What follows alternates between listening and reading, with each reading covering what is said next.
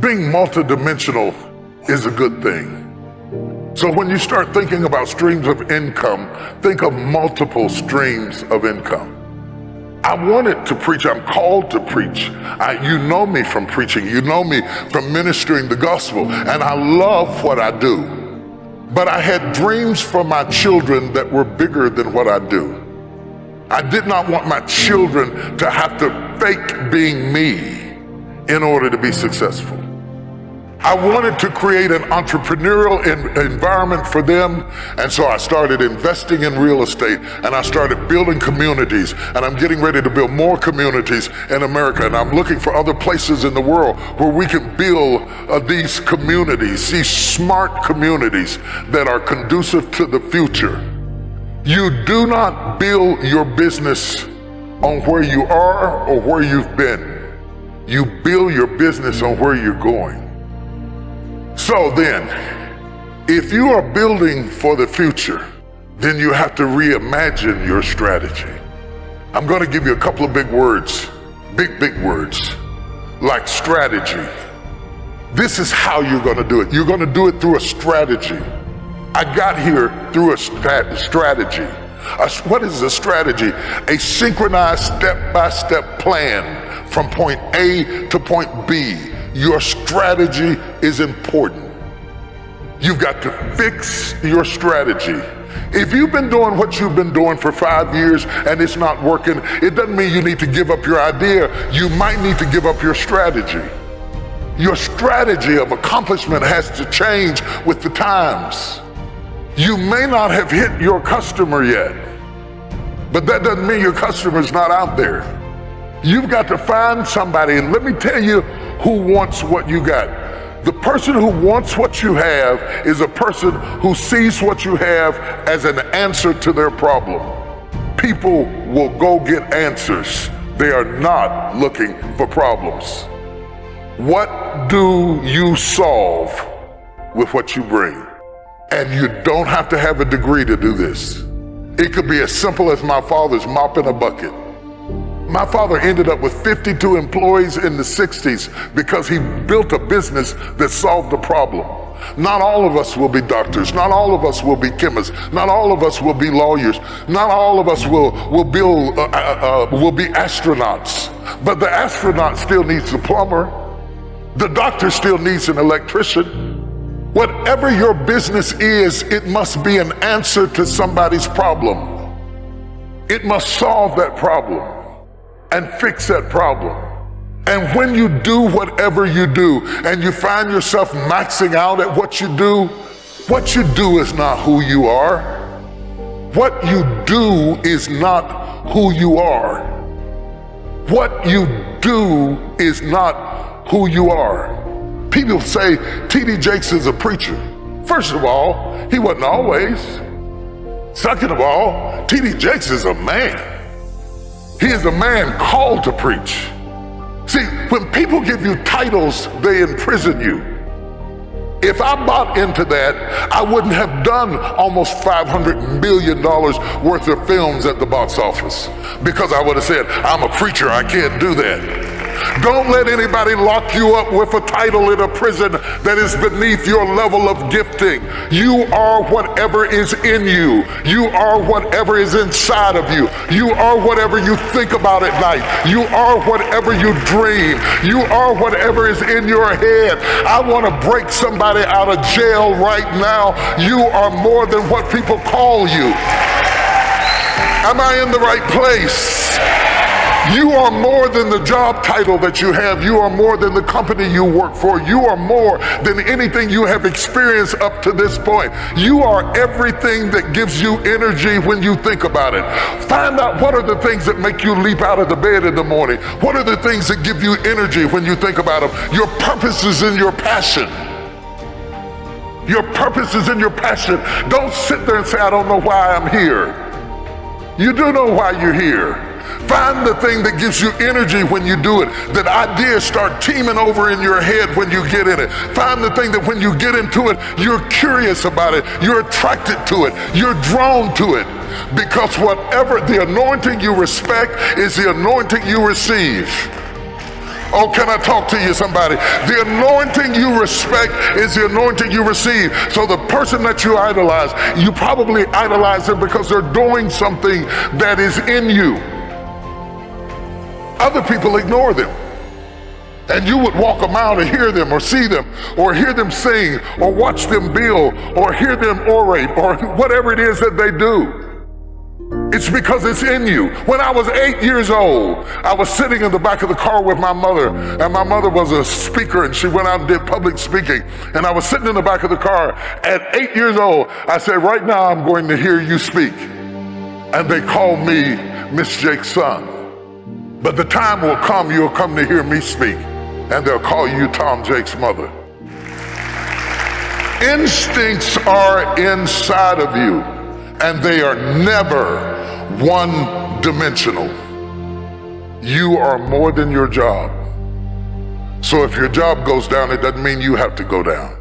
While you're working for a company, never stop branding yourself. One of the problems that I find prevalent with millennials who, by the way, I love mentoring you above anybody. You are the best investment because you have the longest shelf life. You will outlast me, and you assure the fact that my work continues. I cannot have success without a successor. So I'm committed to you winning. Let me say that first of all. I am committed to you winning. The problem is, your strength is your weakness. You were raised with technology, which is a great strength, but it's also a great weakness. Because when you are raised with something that responds in predictable ways by touch, when you are placed in unpredictable situations, you don't do well. Because you expect people to respond like computers. They do not. People respond in unpredictable ways. And let me tell you something that you're gonna have to become more proficient in. Relationships. And relationships are not text. They're not tweets. They're communication. We are designed that we read more than language. I don't have to, like a minute ago, you were doing what you were doing. I didn't know what it meant, but I felt what it meant. So communication is more than speech. It's eye language, it's body language, it's voice inflection.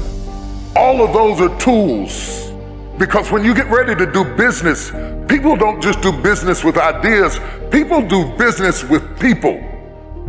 They do business with people. And you have to understand, in building that process, it is not like building a face page. There's work to it.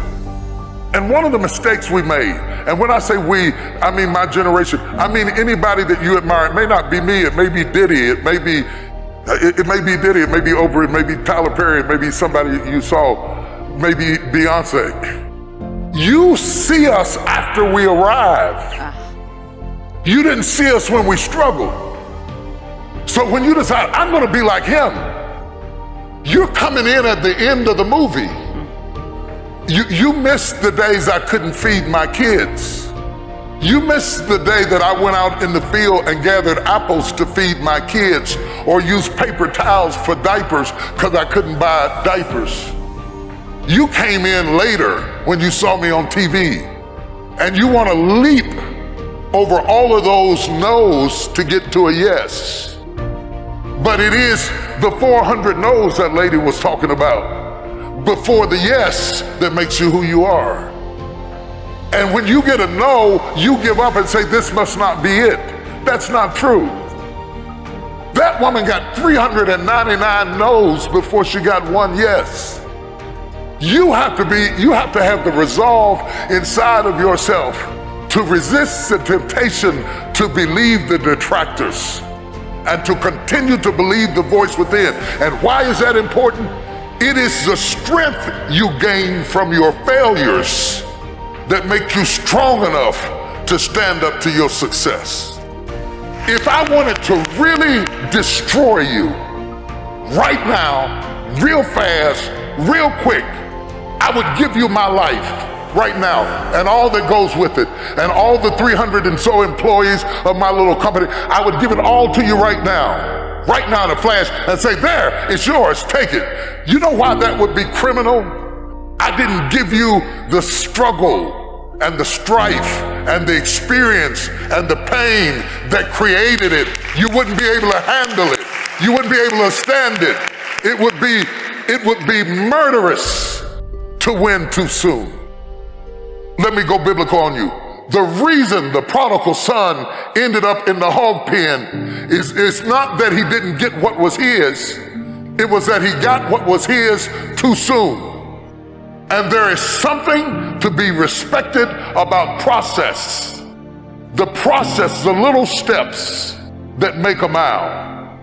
It is not the destination. It is the things you learn along the way. It is the people who beguiled you and tricked you that make you wiser. Wisdom is made out of the stupid things you did before you got it. Don't miss it. That process is invaluable to you getting there. Does that mean that you have to be my age before you get there? Absolutely not. But it does mean that you don't go from thinking a thought to producing an idea without pain, no more than a woman goes from having sex to getting up in the morning with a baby in her arms. The gestation period is critical. Gestation creates formation. They teach CEOs to always be interviewing. And when I learned that, every time I have lunch or eat with somebody or meet somebody at the bus stop or ride in the car with somebody, I'm always asking questions. They don't know, but I'm secretly interviewing them, seeing if they have a skill that I can use in our company or on our team, or they have some ability that would accentuate me. Because I always want to surround myself with people who are good at what I am not good at. I guarantee you, if I look into your phone is filled with names of people who do what you do. You gotta break out of the box of only hanging out with people who do what you do. Because if you only surround yourself with people who do what you do, inevitably they will compete with you. But if you surround yourself with people who are good at what you're not good at, they will complete you. Go from surrounding yourself with people who compete with you to surrounding yourself with people who complete you. So the lawyer needs to hang out with the doctor, and the doctor needs to hang out with the dentist, and the CEO needs to hang out with the preacher, because I always get excited when I have a friend that doesn't do what I do. When I have a friend who does what I do, I have to put up with these little snide remarks, little funny, little halfway compliments where they're a little bit of a hater, but they're not really a hater, but they're sort of a hater. Does anybody know what I'm talking about? Where they give you these little halfway compliments that you don't know how to take, and you sort of give them a half grin, and you walk away wondering, what did they mean by that? Put those people at the back of the list and find somebody who does what you don't do, because they will complete you, they will fulfill you, they will strengthen you, and they will make you more rounded. And they will give you different perspectives if you have the courage to admit what you're not good at. You will find out who to pick to surround yourself with. I want to hire my weaknesses, not my strengths. Because when you hire your strengths, they're just waiting on you to get sick so they can take your job. Hire your weaknesses. Surround yourself with people who complete your vision, and then build your team.